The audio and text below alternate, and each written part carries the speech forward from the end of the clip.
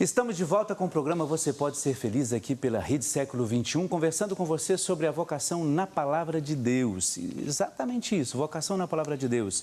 A gente pensa em Bíblia, a gente pensa em livros que nós normalmente ouvimos durante as missas, a Palavra de Deus no Antigo e Novo Testamento. Agora a gente quer entender como que a vocação, como eu comecei a perguntar para os nossos convidados hoje, essa vocação bíblica é a mesma vocação? E nós tivemos a resposta de que sim, é a mesma vocação. A vocação bíblica é a mesma que atua no meu coração, que atua no seu coração também. Agora, como que nós vamos vivenciando, atualizando isso? É que, claro, em cada lugar, em cada tempo se faz de uma maneira diferente. Antes de continuarmos este bate-papo, eu quero falar com você sobre os nossos boletos. O que nós queremos esclarecer para você? Você recebeu aí na sua casa a revista do mês de agosto. E pode ser que você tenha se assustado porque na revista você, além do boleto especificamente do mês de agosto, aí tinha lá na carta do Padre Eduardo mais 2 boletos. Eu quero até mostrar para você aqui. Então, este aqui é o boleto do mês de agosto que você recebeu, não é? Tá aí. Junto com este boleto, aliás, na mesma carta, você recebeu o que nós vamos mostrar aqui agora, mais esses 2 boletos que estão aí, ó. E a data de vencimento destes boletos, se você olhar bem, vai estar lá no dia 31 de outubro. E por que a gente está enviando isso? Pelo seguinte, normalmente a gente não sabe se vai acontecer esse ano, mas já estamos precavendo justamente para não ter trabalho para você e nem aqui para a associação. Normalmente nessa época de outubro, os Correios fazem uma greve, normalmente todos os anos isso acontece. Então, para evitar que você deixe de pagar e para que você evitar que você tenha as preocupações, como é que você vai fazer?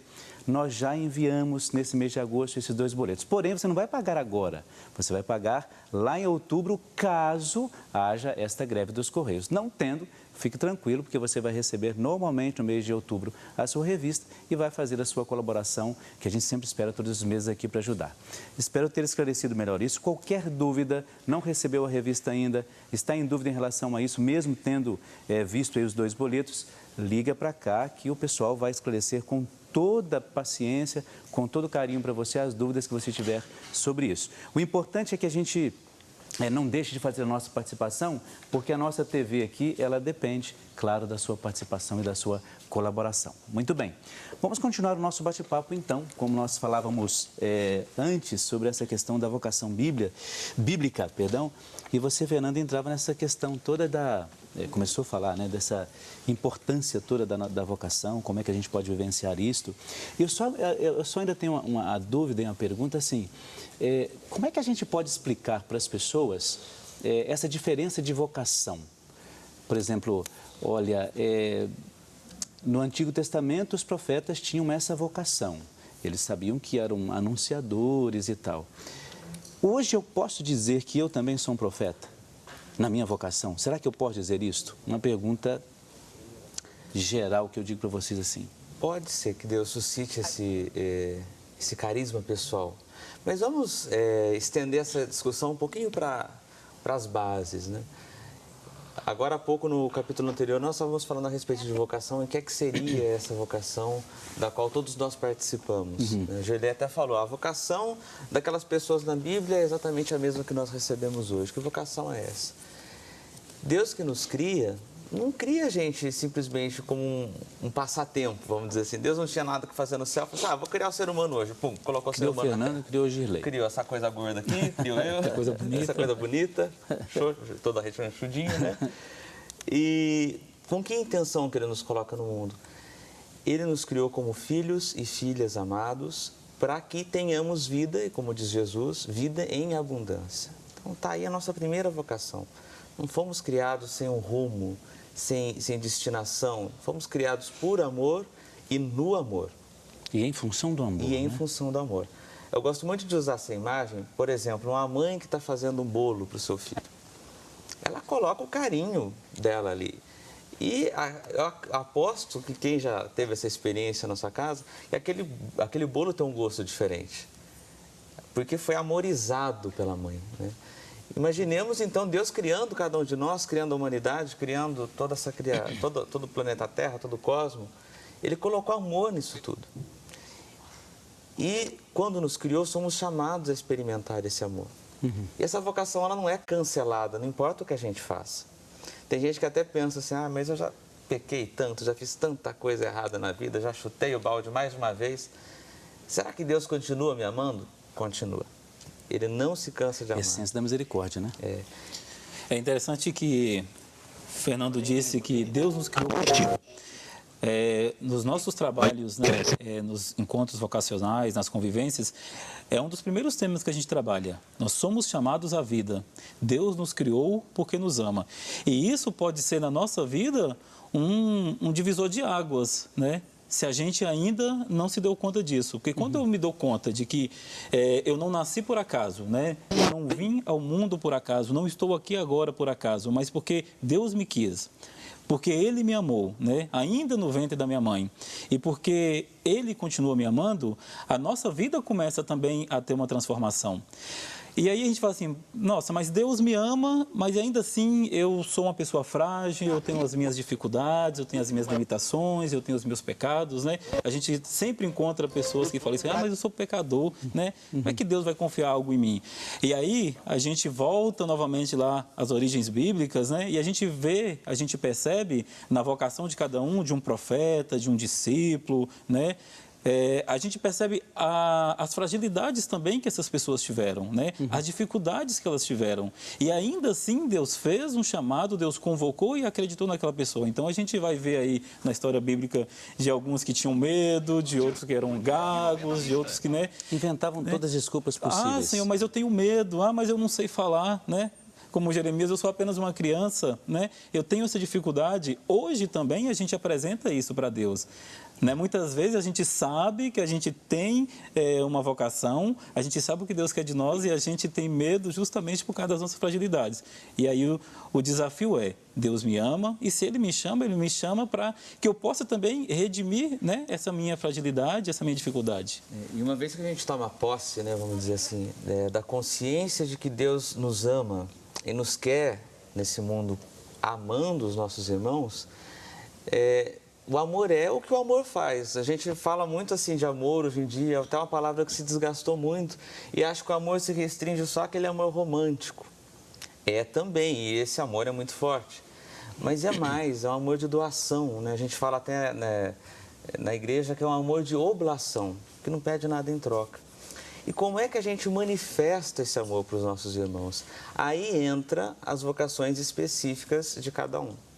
Como é que eu posso viver esse amor? Deus me fez como que um vaso cheio de amor, como um vinho. Se a gente deixa o vinho lá, abre uma vez e depois não mexe mais naquilo, ele se estraga. A gente tem que distribuir.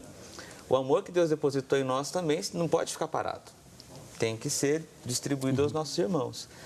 E a cada um, Deus dá o dom de exercer essa distribuição de amor de uma maneira diferente.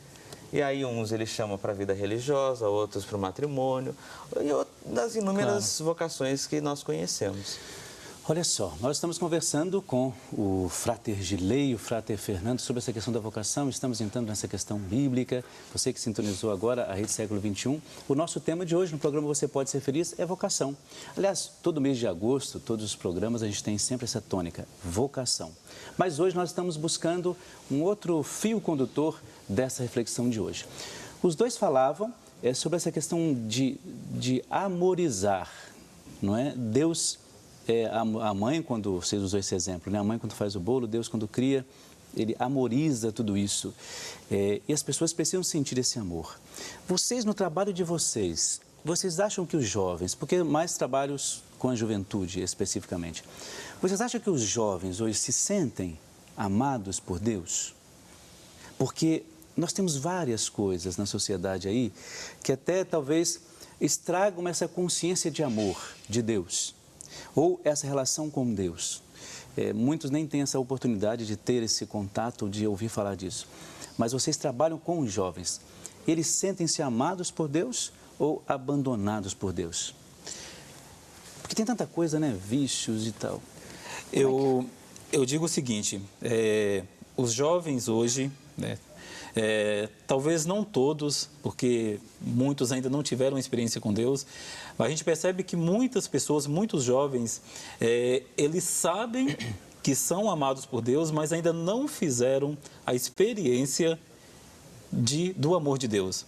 E isso é muito importante, porque uma coisa é saber que eu sou amado, outra coisa é eu me sentir amado, né? Eu senti que realmente a pessoa me ama. E quando eu sinto que alguém me ama, eu começo a me envolver mais nesse amor, a buscar mais essa pessoa. Eu acredito que é o que nós vivemos na nossa vocação, né? Nós sabíamos que nós éramos amados por Deus, depois a gente se deu conta disso, a gente sentiu isso e foi sentindo esse amor e vivenciando esse amor que a gente foi capaz, inclusive, de dar uma resposta ainda né, mais profunda para esse amor. Sabe por quê? Então, Eu fico pensando desafio. assim, no seu trabalho, é um trabalho em que você conversa geralmente com pessoas que já têm uma certa inclinação à vida religiosa, seja por formação de família, seja de alguma maneira, não é? Então, a promoção vocacional, ela trabalha diretamente isso. Agora, no seu caso, eu entendi muito bem o que você disse. Agora, no seu caso, nem sempre, quando você trata, por exemplo, da pastoral da educação, nem sempre aquele jovem, não que a família não seja religiosa, mas o universo dela talvez não seja como o universo dos jovens que procuram o Girley. Eles percebem isso? Tem mais dificuldade ou não? Eu acredito, eu não sei se hoje em dia, a gente sempre tem a tendência de comparar, né? Eu não sei se os nossos tempos são mais difíceis para o amor do que os tempos anteriores. Fato é que nós, como seres humanos, necessitamos de amor, nós precisamos de amor. Porém, nem sempre a gente faz a experiência, igual o Girley estava falando. Se eu não me engano, foi Thomas Merton que disse que a viagem mais comprida que um ser humano tem que fazer tem 30 centímetros, que é descer daqui da cabeça para o coração. Ou seja, a gente sabe, tem aqui na cabeça que é amado, por exemplo, pelos pais, pelos irmãos, pelos amigos, mas não desce para o coração, não sente. E muitas vezes os jovens que vêm até os nossos colégios têm até elementos que a gente reconhece. Aquele pai, aquela mãe ama o filho. E tanto que o próprio fato de estar acompanhando o jovem para o colégio, tentando dar um futuro, é uma demonstração clara disso. Mas o jovem não se sente amado. E por que isso? Por N fatores. Mas o que a gente percebe na nossa pastoral é a falta de amor na vida de uma pessoa tem consequências desastrosas. Por quê? Agora há pouco nós estávamos falando, nós somos criados à imagem e semelhança de Deus, que é amor. E não sou eu que estou inventando isso, São João fala na carta. Se nós fugimos da nossa vocação primeira de amar, de nos tornarmos filhos desse Deus amor, a nossa vida vai se desintegrando. Talvez esteja aí o primeiro grande desafio quando a gente fala de pastoral vocacional. Não se trata apenas de, como no caso específico do Girley, como estamos dentro de uma congregação, é ajudar o jovem a discernir. Mas o trabalho vai muito além, né?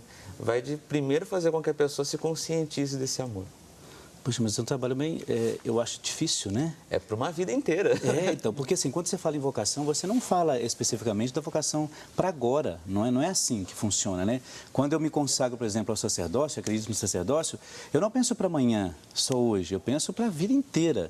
Então, é um trabalho que tem que ser feito ao longo de toda a vida, né? É verdade. Então, tá bom.